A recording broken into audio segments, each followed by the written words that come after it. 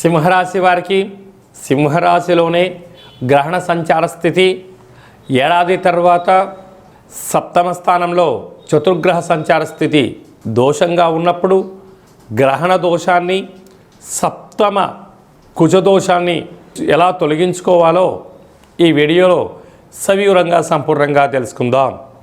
రాశాధిపతి రవి భగవానుడు రాశిలోనే కేతు సంచార స్థితి ఉన్నప్పుడు పుబ్బా నక్షత్రంలోనే చంద్రగ్రహణం జరుగుతుంది కనుక ఈ యొక్క సింహరాశి జాతకులకు, సింహలగ్న జాతకులకు గ్రహణము చూడరాదు అని చెప్పి జ్యోతిర్విజ్ఞానం తెలియచేస్తుంది.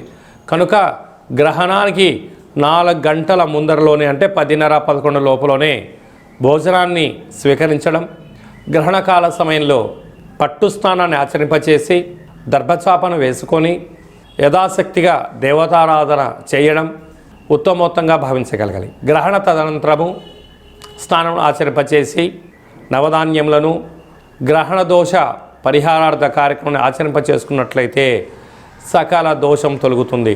సప్తమంలోనే రాశాధిపతి రవి భగవానుడు, అలాగనే రుణరోగ శత్రుకారకుడు కుజుడు, కుజదోషము, బుద్ధికారకుడు బుధుడు, వాస్తు నరదృష్టికారకుడు రాహు సంచారం చేయడం వలన సంపూర్ణమైనటువంటి కొన్ని విషయాలలో ఆవేశం, ఆందోళన కలుగుతూ ఉంటుంది. కుజదోష కారణం వలన ప్రేమికులు చాలా జాగ్రత్తగా ఉండాలి. భార్యాభర్తల మధ్య అన్యోన్యత అవసరం. దూరావాయు జల ప్రయాణాలు చేసేటప్పుడు ఎన్నో జాగ్రత్తలు అవసరమని చెప్పి గుర్తుపెట్టుకోగలగాలి.